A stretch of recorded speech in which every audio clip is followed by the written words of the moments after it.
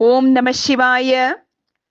எல்லா வித்தைகளுக்கும் காரணமானதும் அதிசூக்ஷமமானதும் தர்மார்த்த காம மோக்ஷம், அறம், பொருள், இன்பம், வீடு என்னும் நான்கையும் சம்பாதிக்கத்தக்கதும் ஆல விருட்சத்தின் மரம் பெரிதும் விதை சிறியதாகவும் இருப்பது போல மந்திரம் சிறிதாயினும் உபாசிப்பவர்களுக்கு எல்லையற்ற பயனை கொடுக்கத்தக்கதும் ஆதி அக்ஷரத்துடன் 6 அக்ஷரங்களையுடையதும் ஆகிய ஓம் நம சிவாய என்பது சிவபிரதிபாதமான மூல மந்திரம் என்பதாம்.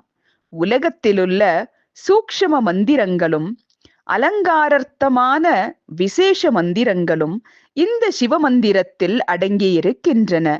இவ்வகையான ஷடக்ஷரமுடைய சூக்ஷ்மமான மந்திரத்தில் குணத்திரயாதீகரும் சர்வஜரும் சமஸ்தமும் செய்பவரும் பிரபுவும் பிரபஞ்சம் முழுவதிலும் ஸ்தூல சூக்ஷ்மமாக பிரவேசித்திருப்பவருமாகிய ஜெகதீஸ்வரன் பஞ்சபிரம்ம தேகமுற்று வாசிய வாசக சம்பந்தத்தால் பிரத்யக்ஷமாக விளங்குகிறார். அனாதியாக உள்ள சம்சார சாகரம் தோன்றியவுடனே அனாதியாக உள்ள சிவபெருமான் அதை விளக்கும்படி இருக்கிறார். வியாதிக்கு வைத்தியனும் மருந்தும் போல சம்சார வியாதிக்கு சிவபெருமான் பரம ஔஷதமாகவும் பரம வைத்தியனாகவும் விளங்குகிறார். சூரியனில்லாத பிரபஞ்சம் இருள்மயமாவது போல ஜெகதீஸ்வரன் இல்லை என்று சொல்லும் பட்சத்தில் உலகம் முழுவதும் தமோகுணம் ஆகும். ஆகையால் அனாதியாயும் சர்வஜராயும் இயல்பாகவே சர்வ பரிபூரணரும் முக்தி காரணரும் ஞானத்தை பிரகாசிக்க செய்பவருமாகிய பரமசிவன் ஒருவன் இருக்கிறான். அப்பெருமானை அடையத்தக்கது இந்த மகா மந்திரமே. அம்மந்திரத்தின் பொருள் சிவபெருமானே. அபிதான அபிதேய சம்பந்தத்தால் சிவபெருமானே அம்மந்திரம் ஆவான். முக்தி காமிகள் இம்மந்திரத்தை ஷடாக்ஷர ரூபமாக ஜெபிக்க வேண்டும் என்று வேதம் கூறும். அநேகவித மந்திரங்களாலும் சாஸ்திர விசாரணையினாலும் பயனில்லை.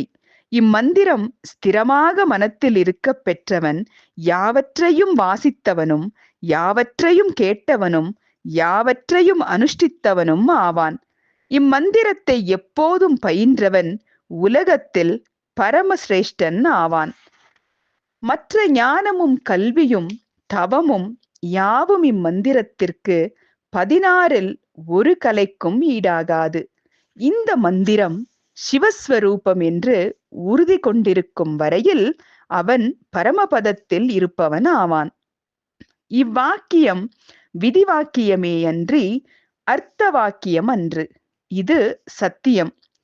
உலக ரக்ஷகனாகிய சிவபெருமான் சர்வஜனும் பரிபூரணனும் சர்வதோஷ நிவர்ஜத்தனுமாக இருந்து தீர்க்காலோசனை செய்து சொன்னது இந்த மந்திரம்.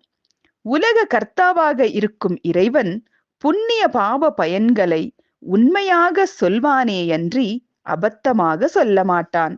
இதில் துவேஷ அபிமானிகளாய் ஈஸ்வரனிடத்தில் பக்தியின்றி இருப்பவர்கள் பலவாறு பொய் சொல்லுவார்கள் என்று இவையெல்லாம் புனிதராகிய சிவபெருமான் திருவாய் மலர்ந்தருள நான் உணர்ந்தேன்.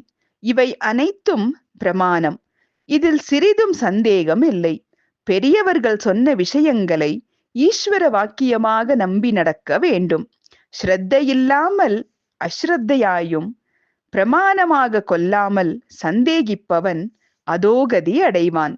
ஓம் நம சிவாய.